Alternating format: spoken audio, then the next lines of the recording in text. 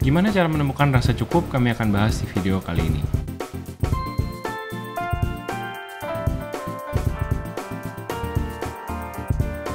Hai guys, welcome back to our channel. Kembali lagi di channel Samuel dan Claudia. Kayak pasangan suami istri kantoran dalam perjalanan memaknai financial independence. Di channel ini kalian akan temukan video-video seputar karir, keuangan, adulting, dan topik-topik menarik lainnya. Jadi kalau kalian suka dengan apa yang kalian tonton hari ini, jangan lupa untuk subscribe, share video ini untuk dukung terus channel kami. Selamat Lebaran, selamat Hari Raya Idul Fitri, mohon maaf lahir dan batin. Kami baru pulang dari naik cruise. Puji Tuhan, alhamdulillah dapat kerjaan nge-review kapal cruise Star Voyager. Jadi perjalanan dari Singapura, Malaka, dan ke Jakarta selama kurang lebih 4 hari. Baru balik lagi ke Jakarta setelah traveling kurang lebih 2 minggu. 1 minggu. 1 minggu ya? 1 minggu aja, tapi rasa 2 minggu ya. Saking banyak yang dikerjain. Iya. Ya mungkin yang lagi nonton ini juga lagi liburan ya, karena ini lagi nuansa libur lebaran nih.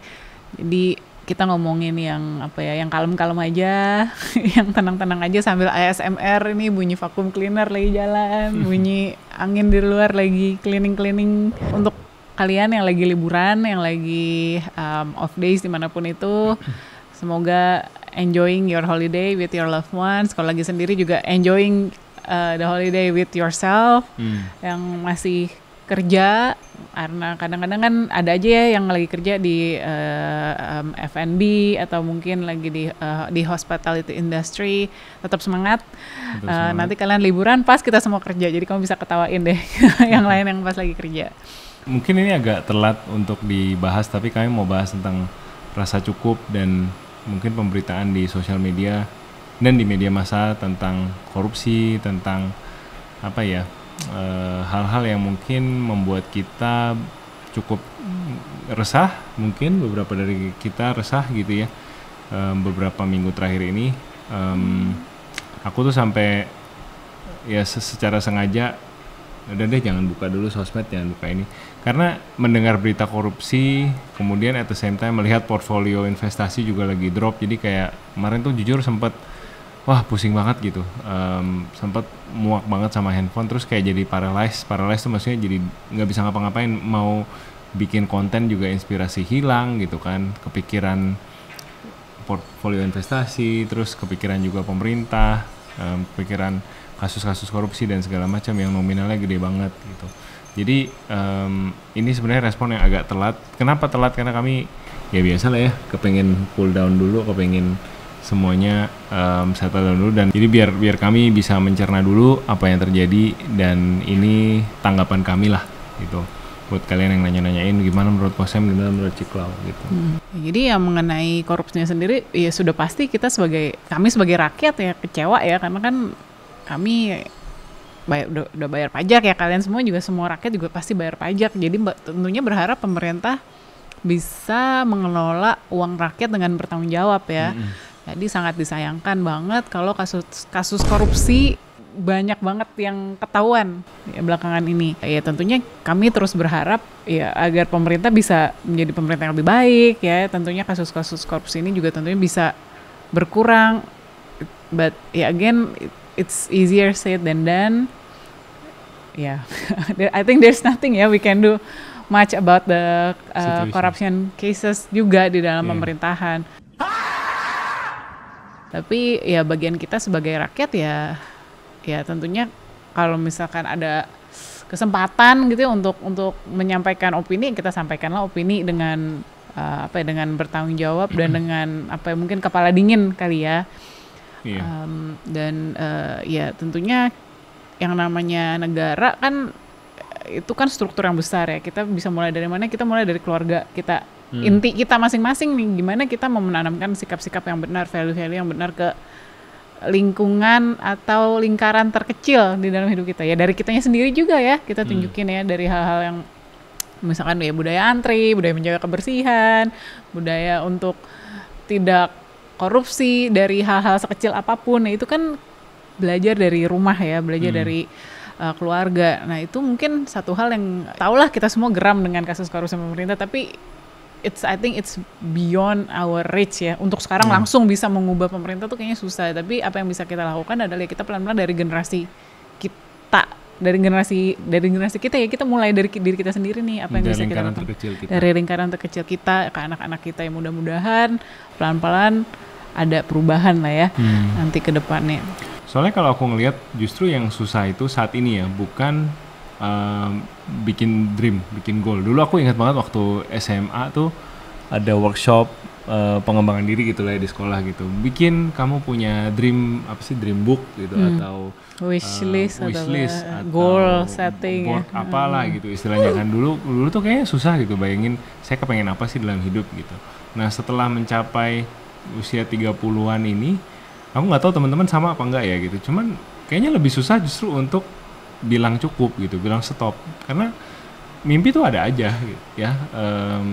Mau hal yang baru tuh ada aja, dan kayak it comes naturally to me karena saya punya akses ke apa yang saya lihat. Kayaknya teman-teman seumuran saya punya, wah ada yang baru ganti mobil listrik, wah ada yang baru bikin kolam renang di rumah, wah ada yang baru masukin anaknya sekolah internasional, dan sebagainya gitu. Justru yang harus saya belajar, ini saya sharing, nggak tahu teman-teman ngalamin juga hal yang sama. Yang harus saya belajar adalah saya harus bisa bilang cukup gitu. Cukupnya saya tuh akhirnya jadi ya tadi bikin dream board tadi, apa mood board, apa board segala macam itu. Jadi lah disitulah saya harus gambar hidup saya yang cukup tuh kayak gimana. Kalau enggak ya mungkin nggak ada habisnya ya, karena ada istilah the goalpost keep on moving. Jadi ibaratnya main bola nggak pernah gol gitu, karena begitu mau deket gol gawangnya geser, pindah ke kanan, pindah ke kiri. Gawangnya nggak bisa diem atau lapangannya tambah besar gitu. Nah itu saya rasa lebih susah gitu untuk kita menemukan rasa cukup. Nah ini kalau saya pribadi mungkin agak beda nih sama Sam. Kayaknya Sam memang orangnya senang bereksplorasi dan suka mencoba hal-hal baru. Tapi kalau saya pribadi memang dari zaman pacaran selalu jadi yang ngerem antara hubungan kita berdua. Maksudnya saya mau apa, cobain ini tuh saya yang oke, calm down, coba dipikirin lagi beneran mau apa enggak, coba tenang dulu, karena Sam tuh cepet banget mau ini mau itu, cepet banget, cepet trigger happy ya. Tapi ya ada masa-masanya waktu mulai punya uang sendiri yang cukup banyak gitu ya, maksudnya kan awal-awal ya fresh grad tentunya mau mimpi apalah, uangnya juga nggak ada gitu kan, dan begitu banyak pengeluaran dan begitu banyak kebutuhan yang harus di cover. Tapi mungkin setelah udah mulai jadi manajer dan sebelum punya Hana tuh ya umur 29, 30 dan rasanya uangnya udah tabungan udah cukup. Ya itu ada sih masa-masa eksplorasi, oh ya pengen coba beli sepatu ini, beli tas ini. Tapi terus udah gitu punya Hana, lahir Hana di umur 30 itu justru ya jadi ini sih slowing down, karena jadi ngerasa ya nggak tahu ya, ini mungkin balik lagi, mungkin mama ada yang sama ada yang enggak ya, kayak aduh ini dunia saya jadi kecil lagi nih. Tadi kan mungkin kantor, gaul, ketemu orang ya klien atau ya siapapun lah, partner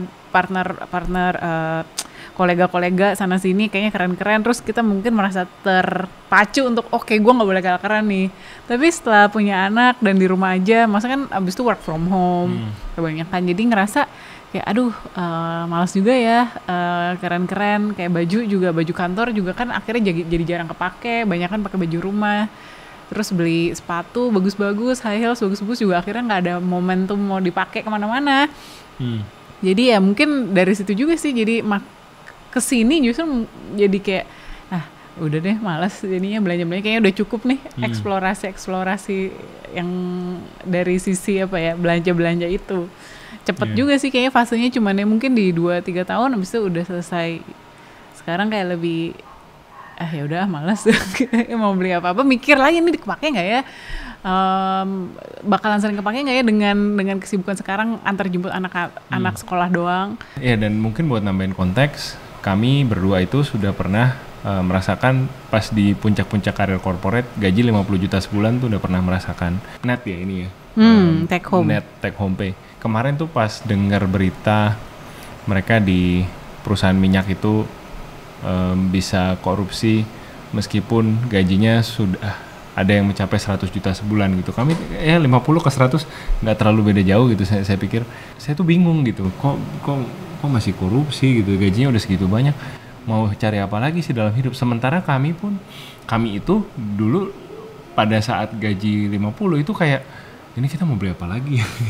Jadi nabungnya udah banyak banget dan kehidupan tuh sudah nyaman gitu. Ya memang tidak kemudian lantas tinggal di apartemen mewah atau punya aset di mana-mana gitu. Kami inilah berusaha tetap sederhana gitu, tetap sederhana tapi juga nggak yang ngenes gitu. Jadi nyaman lah, we live a comfortable upper middle class lifestyle, tapi itu pun sisa banyak gitu dengan uang segitu. Anak udah sekolah di sekolah yang bagus, waktu itu belum punya anak ya. Yang nggak tahu apa mungkin orang-orang ini anaknya banyak atau jangan salahkan anaknya. Anak angkat tanda kutip gitu ya. Anak gula. Mungkin banyak gitu, jadi yang perlu dipelihara banyak. Tapi kayak wow kok masih mau ya gitu. Aku kalau udah uang segitu sih mungkin kerja setahun terus udah resign gitu. Kayaknya udah cukup lah for the rest of my life gitu, duitnya udah banyak banget. Jadi nggak tahu sih, memang mungkin beda-beda ya rasa cukup orang gitu. Ya jadi mungkin yang bisa ditarik pelajarannya di sini adalah rasa cukup itu tidak berhubungan dengan seberapa besar income kamu gitu ya. Karena kadang-kadang income kita sebesar apapun juga kalau kita merasa nggak cukup atau ya nggak tahu juga ya kenapa orang korupsi, apa kebiasaan atau karena peer pressure kanan kirinya atau karena sudah sistematik, nggak tahu juga. Tapi karena kita nggak tahu alasan mereka korupsi apa ya, let's say misalkan mereka merasa nggak cukup gitu ya, dan ya berarti kan gaji segitu masih bisa ngerasa nggak cukup ya, ada aja. Dan banyak kok dengar berita-berita di sosial media yang orang-orang justru gajinya kecil tapi mereka bisa mencukupkan ya dari cerita-cerita mereka. Ya udah, jadi kita mungkin balik lagi kali ya, pelajarannya kali ini adalah gimana caranya kita bisa ngerasa cukup di merasa cukup di level gaji yang sekarang gitu ya. Tentunya kalau kita ngomongin biaya hidup ya adalah minimum level nih biaya hidup di Jakarta ya kan, mungkin kebanyakan yang nonton di Jakarta ataupun di Indonesia yang ya udah ini udah segini udah paling minimal nih untuk aku hidup, nggak mungkin aku bisa press lagi dari ini, itu hidupnya udah gak nyaman banget buat aku, udah mungkin nggak layak buat aku. Nah itu tentunya pasti ada ya hal-hal seperti itu. Tapi yang untuk kita ngomong layak itu sendiri kan juga makanya kita harus mengkritisi gitu ya, apakah kalau sudah tinggal di apartemen mewah yang di Simpurk sana baru bisa dibilang layak gitu, rasanya nggak juga ya. Rasanya kan ya kita punya rumah ya cukup ya nggak yang harus luas banget, nggak harus yang ada kolam renang bersih terang, ada air mengalir, ada listrik jalan. Mungkin kalau tiap anggota keluarga misalkan punya anak 3 ya, ada kamar yang cukup buat menampung 3 orang anak dengan layak gitu ya. Mungkin kalau anaknya cewek semua ya bisa di satu ruangan. Ya cukup ini juga harus kita kritisi lah gitu ya. Atau di sisi lain orang yang sebenarnya masih hidupnya belum layak tapi kayak malas, tidak mau berusaha, terus kayak menggunakan kata cukup ini untuk menjustify kemalasannya gitu. Ya udah cukup lah, bersyukur segala macam. Ya bukan ke situ juga gitu. Jadi cukup nih balance juga ya, balance dan based on data tadi yang kalau bilang kritisi itu maksudnya pertama ya kita harus lacak dulu pengeluaran kita kemana aja sebulan, realistis nggak kita menghabiskan sekian sementara gaji kita sekian dan sebagainya. Jadi berdasarkan data data dan lifestyle yang sudah kita hidupin, itu mungkin tips yang pertama ya. Jadi harus ngelacak pengeluaran supaya kita tahu sebenarnya kita butuhnya berapa. Iya, terus yang kedua mungkin mindful living ya, lagi-lagi jangan gampang kita terbawa sosial media atau terbawa social pressure gitu. Ya balik lagi ke diri kita masing-masing. Ya kita harus mindful nih, kenalin sebenarnya yang cukup buat saya itu apa sih, realistically mungkin. Jadi dulu pas masih gaji fresh grad, kami berdua sama-sama masih numpang di rumah orang tua. Ya itu pasti adalah kita mau nih punya rumah sendiri atau punya space sendiri ya. Waktu itu belum tahu ya akan beli rumah atau beli apartemen atau sewa atau gimana, tapi ya kira-kira kebayang rumahnya yang kira-kira aku bisa bersihin sendiri tanpa harus pakai ART, Ya udah itu yang dikejar, dan pas udah misalkan udah kesampaian, ya mensyukuri dan berusaha untuk ya udah ini dinikmatin, disyukuri, dan gimana ya, tidak memberikan goal yang lebih besar. Secara sengaja kita nggak mau punya rumah yang lebih gede gitu. Secara sengaja kita mau mensyukuri dan menikmati, dan mau bilang ini rumah udah pas, udah cukup buat kami. Jadi walaupun ada dananya pun kami nggak merasa harus upgrade rumah. Gitu ya. Itu jadi apa ya, mindful gitu ya. Mungkin kan karena kalau kita ikutin social pressure atau maunya ya mungkin udah kebeli kali ya rumah kedua gitu kan yang lebih besar. Tapi ya kami berusaha untuk mindful dan bertanya secara jujur ke dalam diri sendiri, ngelihat ke dalam diri sendiri sebenarnya apa sih yang what makes me happy, what do I want from this life. Ya rumah inilah yang sesuai dengan apa yang kita inginkan. Jadi nggak harus gaji naik, terus gaya hidup naik, terus rumah lebih besar, mobil jadi banyak. Itu nggak harus selalu seperti itu. Yang penting kita mindful aja dengan apa yang kita butuhkan. Tips ketiga menurut kami adalah kita harus belajar fokus ke value dari barang-barang yang kita beli. Jadi bukan soal ini barangnya murah atau ini barangnya mahal, karena mahal murah relatif. Kalian punya duit berapa, relatif kalian taruh put importance, anggap apa penting gitu. Kalau orang anggap jalan-jalan penting, ya berapapun dia bayar gitu dan sebagainya. Jadi fokus ke value sih. Value ini gimana cara ngebentuknya dengan komunikasi dalam keluarga. Saya dan Klaus selalu ada waktu untuk ngomongin soal tadi rasa cukup tadi. Kita nih masih happy nggak dengan kehidupannya sekarang, rumahnya sekarang. Terus untuk value misalkan makan gitu ya, makan itu buat kami misalkan kalau makan sehari-hari ya kami secara sengaja memilih untuk kita makan di rumah, kita makan apa yang kita bisa masak di rumah, meskipun kadang-kadang kurang garam, kurang mateng makanannya atau enggak apa. Ya, kurang garam tinggal tambahin. Pernah sih, karena ovennya kurang panas juga pernah kejadian. Tapi ya anyway, just to share bahwa ya udah makanan apa adanya makan gitu. Yang penting kebutuhan protein terpenuhi, kebutuhan serat terpenuhi. Ya 4 sehat 5 sempurna ya. Ya udah jadi gizi yang baik buat badan, tidak selalu harus tiap hari makan omakase atau makan enak di restoran dan segala macam. Jadi sedemikian juga ketika kita jajan di luar gitu misalkan gitu. Kami bukan anti omakase pernah ya, omakase seharga 1 kali gaji.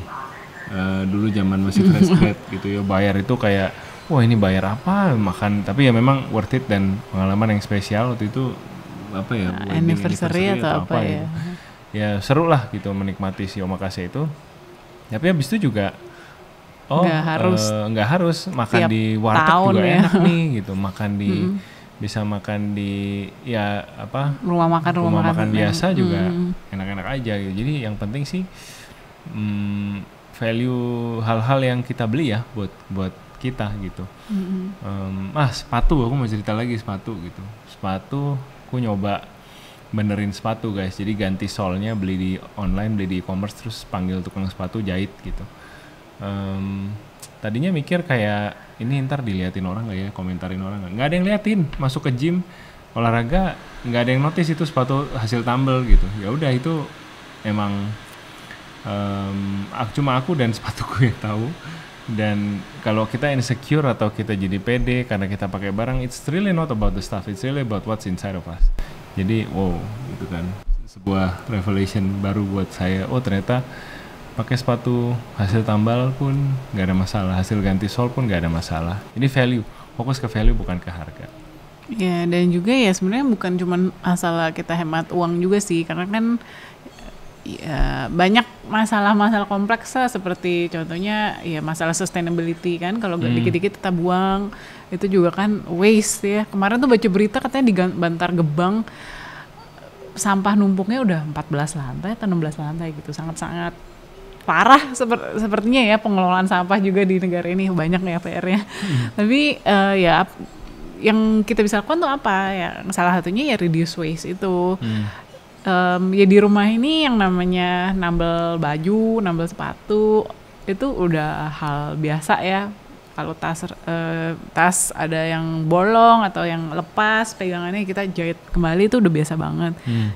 Nggak merasa harus selalu beli baru, dan ya bener-bener kalau mau buang barang tuh mikir banget, ini barang masih bisa diperbaikin nggak ya, ini barang masih bisa di repurpose nggak ya. Ya kan mungkin kan sering lihat kan yang di ini konten-konten mungkin yang baju udah jelek dijadiin lap, udah jelek jadi lap jadi keset.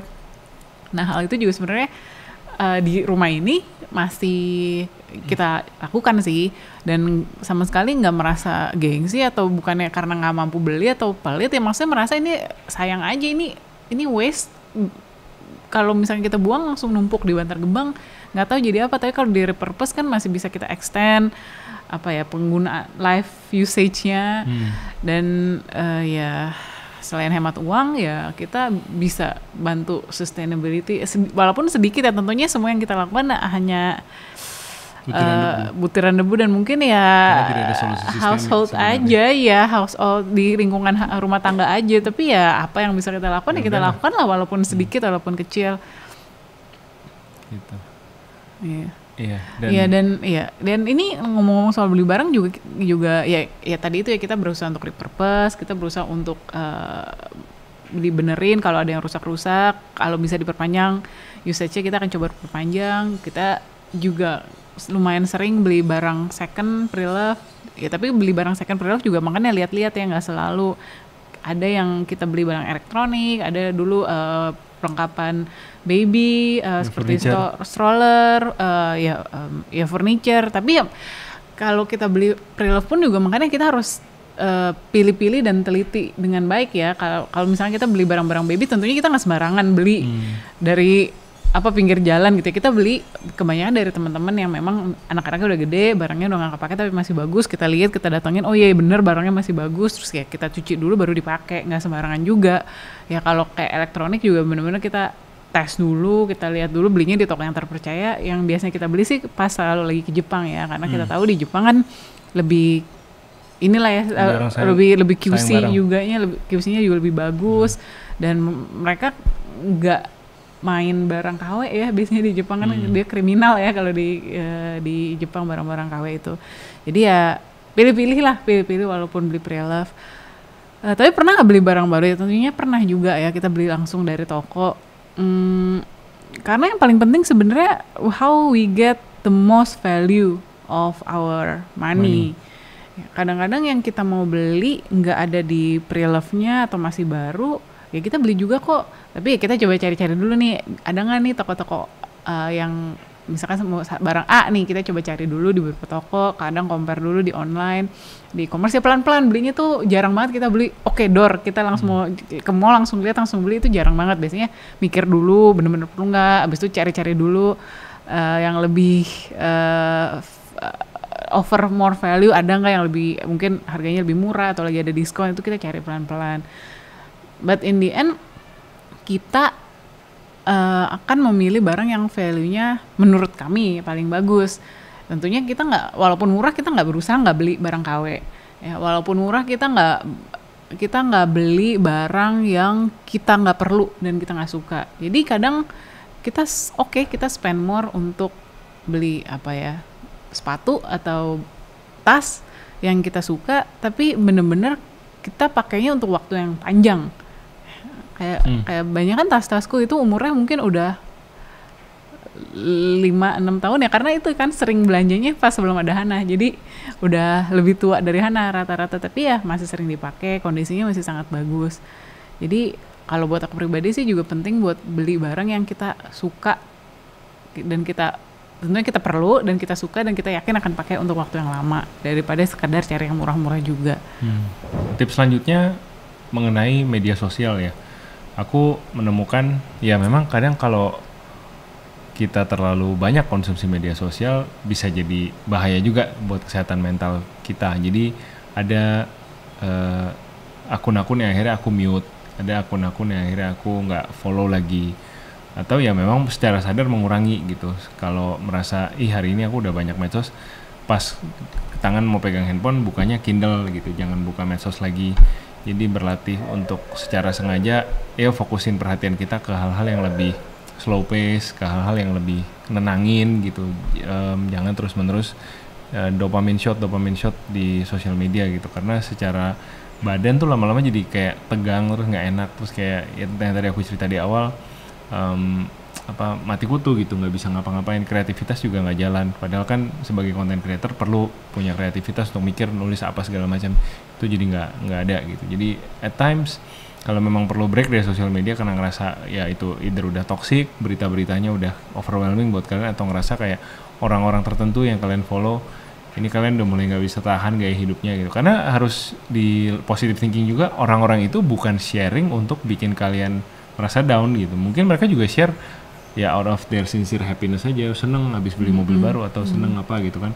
Tapi kita yang ngelihatnya kita jadi negatif, ya itu kan juga merugikan di kita gitu. Ya udah, jadi sebaiknya kita yang proaktif juga, mungkin kita unfollow atau kita mute atau ya kurangin waktunya di sosial media.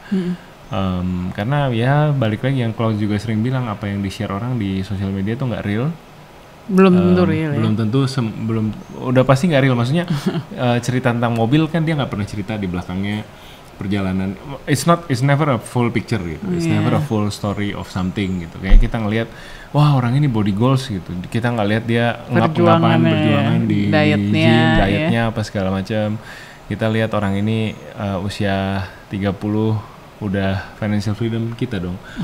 Tapi perjuangan mereka frugal living zaman dulu, hamil tua, naik bis gitu kan segala macam. Jadi ya dan mau give their best at the office gitu. Jadi hal-hal kayak gitu kan nggak pernah diceritain secara lengkap di sosial media sebenarnya. Jadi it's our responsibility juga untuk filter apa yang masuk ke dalam kepala kita, dalam pikiran kita lewat sosial media. Paling bagus sih mungkin kayak ya udah gak usah terlalu banyak main sosmed ya. Ya ini nggak tahu lah, ini karena saya gaptek atau gimana. Anyway, kalau saya pribadi nggak punya TikTok, nggak main Thread, nggak punya Twitter atau X ya, terus Facebook udah nggak aktif. Jadi Instagram juga makanya jarang banget. Mungkin teman-teman di sini ada yang follow Instagram, terus ngerasa nih Instagramnya aktif apa nggak sih? Aktif, maksudnya nggak ya diupdate, tapi masih jarang banget karena sejarang itu buka sosmed sih. Dan kayaknya ya udah, kalau mau lihat hari-hari kami seperti apa, Sam yang memang lebih aktif. Tapi purposefully saya nggak ikutan main sosmed se-update itu karena ngerasa udahlah cukup lah sampai ngeliatin orang. Jadi ya udah pintar-pintarnya kita aja lah ya ngatur apa yang kita konsumsi. Karena kan tentunya apa yang masuk kan input sama dengan output kan. Tergantung kalau inputnya kita semua tentang apa, gosip atau mungkin apa ya,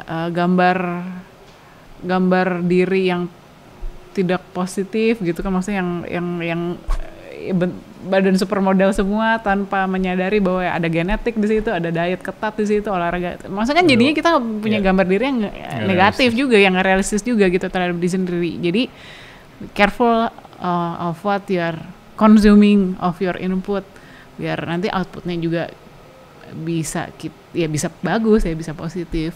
Dan tips terakhir yang kami juga lakukan tiap hari itu kami coba bersyukur tiap hari. Jadi tiap malam sebelum tidur kami ada doa malam sama keluarga. Itu selalu at some point, nggak tahu aku yang mulai tapi nggak tahu terinspirasi apa gitu, kayak kepengen deh bersyukur. Terus ya udah take turns sambil di dalam doa itu, hari ini saya bersyukur untuk bla bla bla. Jadi tiap orang mensyukuri satu hal sekecil, misalkan gue makan enak ayam goreng hari ini, atau gue suka cuacanya hari ini cerah jadi cucian kering gitu. Jadi hal-hal kecil pun disyukuri. Itu membuat kami bisa menutup hari itu dengan perasaan syukur. Jadi mengingat hal-hal positif yang terjadi dalam hari kita. Ya apa namanya, mungkin hal kecil gitu ya, hal yang sederhana, tapi aku merasa sih itu ngebantu aku punya mindset jadi benar lagi gitu sebelum tidur, sebelum harinya berakhir. Oh ya, kita ingat-ingat lagi tadi ngapain aja, seharian ngapain aja, apa hal positif yang udah terjadi dan bikin kami happy, dan ya jadi berbagi perspektif juga gitu. Karena misalkan aku senang nih abis naik cruise gitu, yang diingat sama Hana tuh lain gitu, makanannya atau temennya di cruise. Jadi bisa juga saling berbagi perspektif, apa sih yang bikin anak happy, bikin istri happy gitu. Soal rasa cukup ini menurut kami sih penting banget ya.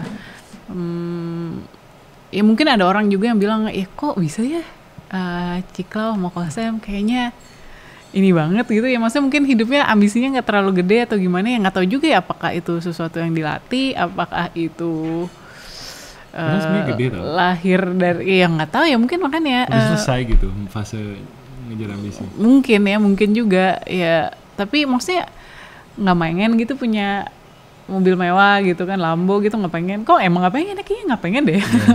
Atau rumah gede, yang rumah bener-bener gede yang mungkin 1000 meter persegi, kok kayaknya nggak pengen ya.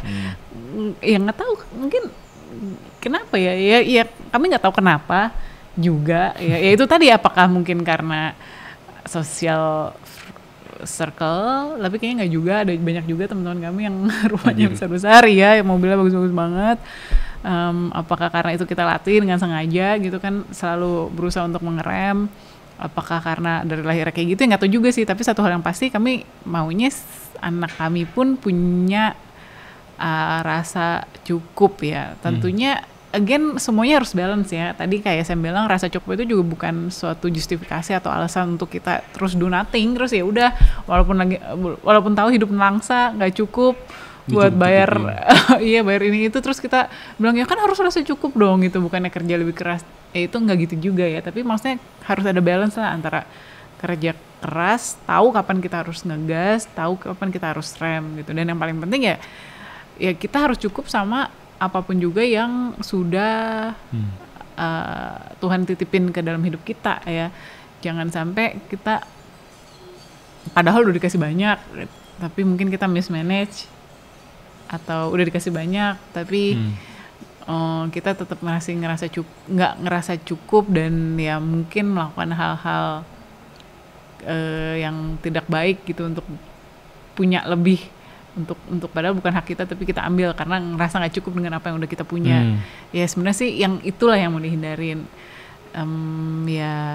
Ya itu tadilah, makanya yang kita lakukan di rumah sih sebisa mungkin kita contohin ke anak yang gaya hidup yang nggak terus beli-beli gitu kan, terus berlebihan. Terus ya tadi saya bilang untuk kita gimana caranya untuk bisa at the end of the day saling ngingetin untuk bersyukur, untuk counting lagi hari ini dapat blessing apa ya, apa yang bikin aku happy. Ya hal-hal kecil itulah yang kita mulai di rumah, dan mudah-mudahan nanti anak kami besar dia bisa bisa punya rasa cukup itu yang sehat ya. Nggak terlalu obses untuk mengejar sekedar harta atau kekayaan atau materi, tapi bisa benar-benar be at peace with herself gitu ya. She knows what she wants for her. Ya udah di situ aja gitu loh. Kalau misalkan dia suatu hari berkarir, kejar karir karena she knows she wants to leave a legacy gitu, atau she knows she wants to develop herself, bukan cuma sekedar untuk kejar uangnya aja. Harapannya sih seperti itu. Oke, itu tadi 5 tips dari kami tentang rasa cukup, juga komentari kami tentang isu Indonesia darurat rasa cukup yang belakangan ini kita lihat di media sosial dan media massa. Mudah-mudahan buat teman-teman bisa jadi perspektif baru juga, dan pastinya buat teman-teman yang udah sering ngikutin kami di sini juga tahu lah, bukan gitu ya, bukan di situ ya, perspektif baru juga. Dan mudah-mudahan buat teman-teman bisa jadi perspektif baru juga. Buat kalian yang punya pandangan juga tentang isu rasa cukup, atau mau komentarin korupsi yang terjadi, atau mau komentarin apapun, feel free untuk share komentar kalian di kolom komentar di bawah. Jangan lupa kalau kalian suka dengan video ini, share ke teman-teman kalian, like video ini, dan juga subscribe untuk support channel ini. Thank you guys udah nonton, sampai ketemu di video selanjutnya minggu depan. Dadah!